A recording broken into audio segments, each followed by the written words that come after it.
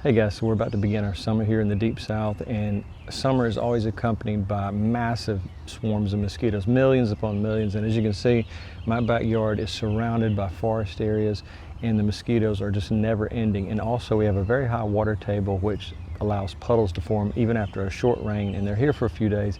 The mosquitoes multiply and they're out of control. But I'm going to show you how to use a common kitchen spice. I've never talked about this before, but I've tried it this weekend to see how well it works. I like the smell of it. I think it works great. I think it's 99% effective for me and the specific species of mosquitoes I have, but it involves this injector tube right here, or injector flavor.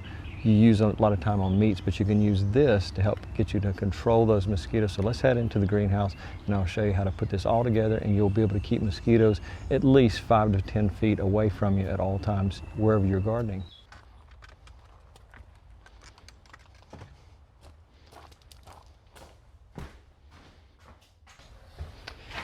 So guys, everybody has allergies, and anytime I recommend something, I always try to mention that you need to do a small spot test on your skin, just maybe like 1 inch by 1 inch in an area on your arm or maybe your leg, and just make sure you don't have an allergic reaction. So whenever I talk about any of my recipes or anything that you have directly in contact with your skin, always do that little test to make sure you don't have a reaction to it, and wait 24 to 48 hours to make sure that you're not allergic to anything in the recipe. So let's get started on this super simple recipe that will keep mosquitoes at least 5 feet away from you at all times. Now, I'm not totally against using store-bought mosquito repellents, but I try to avoid them because I think that some of the chemicals in them aren't necessarily good for you. So I do keep a can of this in my greenhouse just in case I run out of my homemade solutions, which I rarely do. So this can has been in the greenhouse for quite a while and has been used very little. So let me get started and I'll show you how to make this. But this recipe involves what I talked about, a flavor injector, one you use on meats. You can get it at any grocery store just about. It just looks like a giant hypodermic needle. That's number one. Number two is something you wouldn't think about, and I would almost bet you that nobody does this, but it involves just an ordinary sock, and then of course a dark colored spray bottle to keep the liquid version of it in. But I'm not only talking about making the liquid version, because you don't want to spray this around your eyes because it can definitely irritate if it gets into the white area of your eyes or anything like that. But the other version is something you can put on as a lotion, and it works just as well, and you can put it all around your face.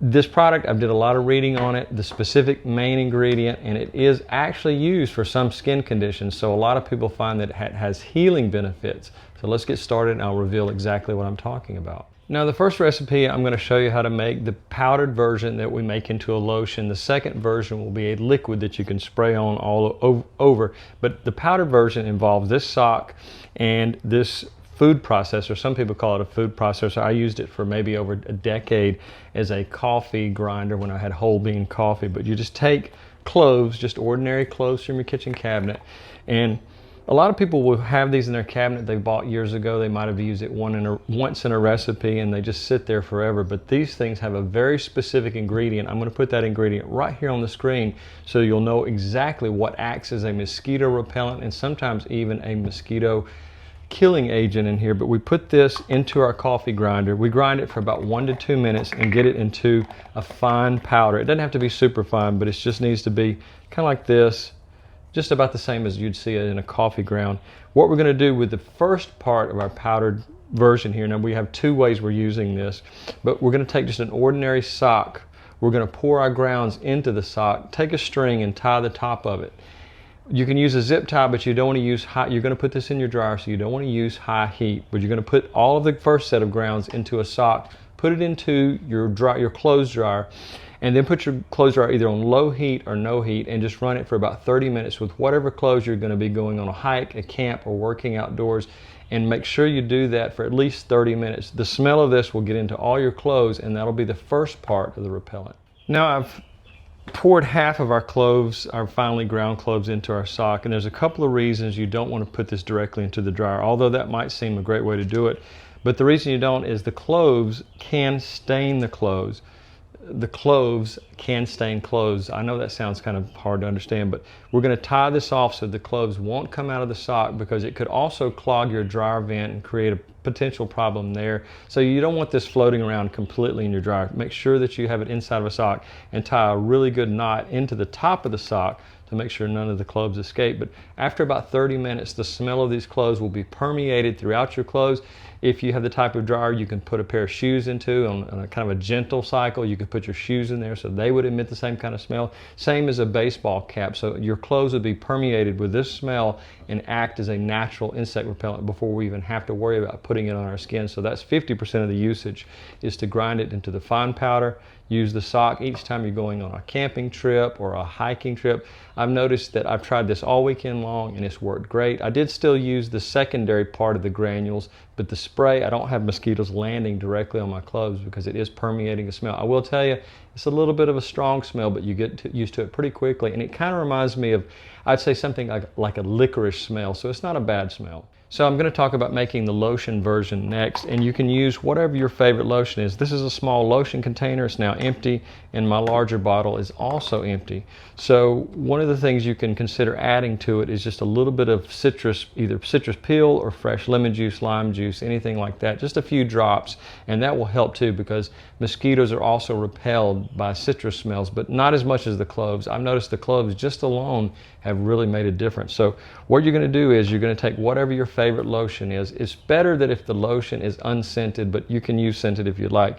And if you have an empty container like this, which I find it perfect to fit in my camping gear or my hiking gear, I can take the cloves, mix 1 teaspoon to about a size this big with the lotion, mix it up quite well once you've ground it into the finest powder you can get it into, mix it well, put it into your injector, and then small lotion containers like this.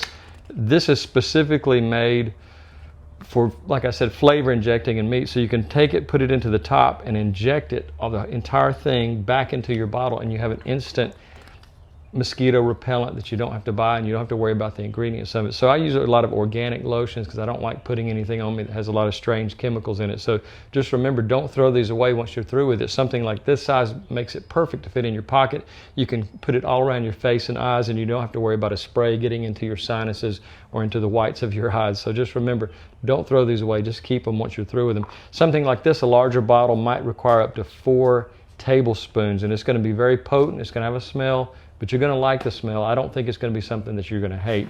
Also, if you're going to make it into a liquid, and we'll talk about that in just a minute, you want to make sure you store it in this type of bottle so that light doesn't degrade it. These are completely impervious to strong light. You might get a little bit of light in there, but like this, you don't want to use a clear glass. You want it to be dark like this. That's why a lot of medicines you see are in these type of glass containers. Now, if you're wanting to make the spray version, it's fairly easy, but you're going to need to take about a tablespoon of cloves and put it in boiling water, and that's to extract the juices out of it, the essential oils. And then once you do that, you want to use maybe just a few ounces of water. You don't want it to be a strong boil, just a very slow starting boil. And then once you do that, you want to strain the cloves out, take that liquid and add maybe 1 ounce of either alcohol or witch hazel. That's going to help further make those essential oils even more effective. So just remember, if you're wanting to use a spray and you don't want to use the grinding method, boil it first and then add it to the witch hazel or the rubbing alcohol, 70%, maybe 2 or 3 ounces, and you're going to need some type of bottle like this. Water, oils and waters don't mix well, so I would recommend using these two so you can have a good mixture. And remember, don't spray it around the sinus area, the eyes, or in the ear cavities, just on the skin, arms, and legs. Now, you're not limited to making the powdered version or the liquid version where you're using a lotion or a spray. You can actually use direct clove oil, and you can buy it in a kit like this. I'll put a link to this kit because it contains so many different types of essential oils that I always talk about around the greenhouse, making different types of recipes and tonics. But you can buy it in bottles this small and larger, and you can put it directly on the skin. Remember, don't forget to do that small test area, about 1 inch by 1 inch, to make sure you're not allergic to it, because what one person can use, another person may not be able to tolerate. So just remember, you're not just limited to making either recipe, but I can tell you this will be quite a bit stronger. And if you're going into the deepest woods area, maybe you would want to use just the pure essential oil from cloves, and it is quite strong, but it's not repulsive smelling to me. Now, you're not limited to just using this on yourself or your clothes, but if you're like me and you enjoy hiking and camping, you can use the pure oil and spray it all over a tent, and it will definitely keep mosquitoes away from you when you're sleeping, or a sleeping bag for that matter. Just put it all over in its purest form, and that will really act as a repellent. Might actually repel other things like ticks, chiggers, fleas, and things like that that might be in the ground area where you're camping. So just remember, you're not limited to just your skin or your clothing. All your camping gear can be permeated with this. and it will definitely keep things, insects, especially the mosquito, away from you. So guys, as I said, I've been using this in the garden. I've been working in the garden, trimming hedges and cutting grass and just doing different tasks around the garden. And I've not had one bite as of yet, so I know this works for a fact. I haven't had any problems. The smell is a little bit to get used to, but like I said, it's not a horrendous smell. It's just something you get used to over time.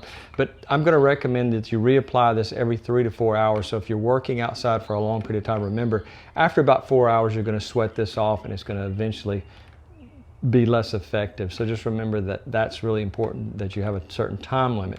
If you go in the water, you're swimming, obviously you're going to need to reapply it right after swimming, because it's just going to get washed off. This is not an oil-based product. Even though the essential oil is an oil, your other liquids and your lotions are going to get washed away. So guys, if you have a question about this video or any previous video, please become a public subscriber first.